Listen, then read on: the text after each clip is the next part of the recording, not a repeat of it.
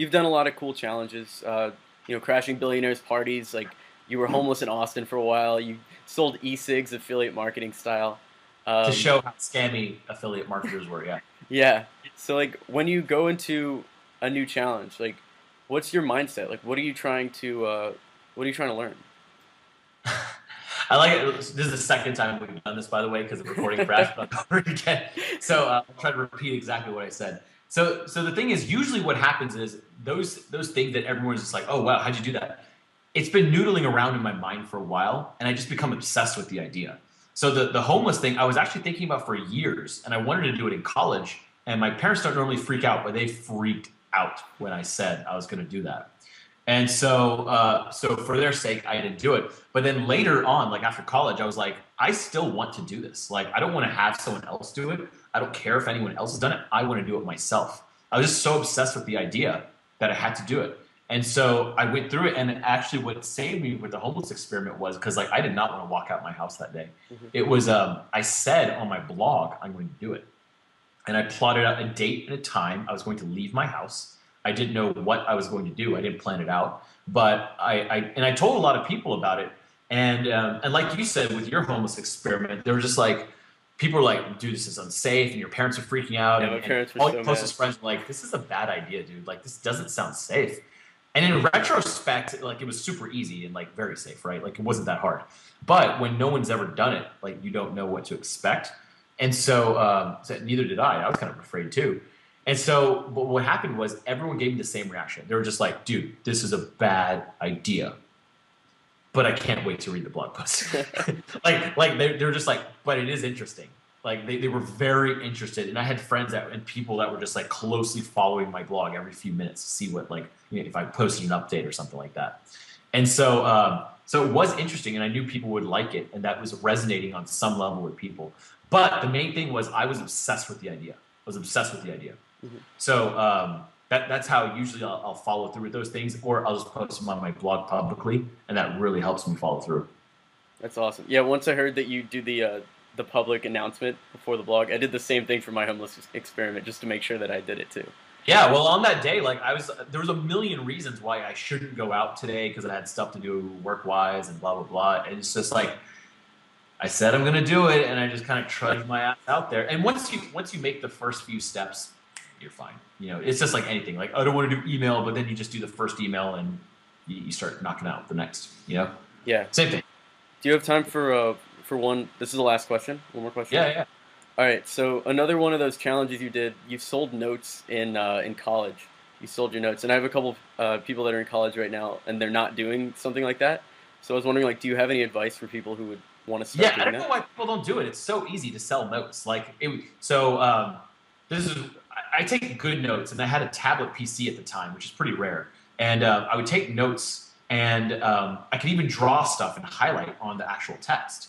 And so I would highlight stuff and say like and point arrows to say like Miss Cleveland said this is going to be on the test. And so I just had good notes. And what I did was towards the end of the class, like people were asking me for my notes, and I was like, maybe I can charge for them. Like, let's see what happens. So I downloaded all the notes as a PDF and Word file and whatever. And I took a screenshot of one of the pages, and it had like my writing on it. It had a graph or something and some text to show people I did in fact have very detailed good notes by the day. And I had kind of like where she was hinting things were on the test. And so I sent that out to everyone through the system called Blackboard they had at the time. I mean, I know you can access everyone in certain classes like Marketing 302 at your specific school Hmm. through Facebook and Blackboard or whatever systems they have in place right now. You can message everyone in the class. So I said, hey, everyone, I've got notes available for $5. Just PayPal me nevmed@gmail.com or whatever it was at the time. And I'll send you my notes. Here's a sample to see. And I sent them a sample of like the first page of notes or whatever. And they're just like, wow, these are good notes. Lo and behold, I got two things happening. One, a lot of people bought like right away. And I would manually send them emails with the Word file. Two, a lot of people got pissed at me. They were just like, fuck you, man. What are you selling notes? I got better notes, everyone. And so like the one guy actually sent out to everyone on that thread. He was like, fuck this guy. I have notes. And it was like 3 pages of shit ass notes. Yeah. I got more orders after that because people were like, this dude has like freaking graphs and like 90 page, like not 90, but like a lot of pages of really solid notes. Everything was totally organized. And so I did it in a couple of classes, and big marketing classes worked really well. I told the professor about it. She was totally cool. She's like, "Oh, that's very entrepreneurial. Yeah, do whatever you want."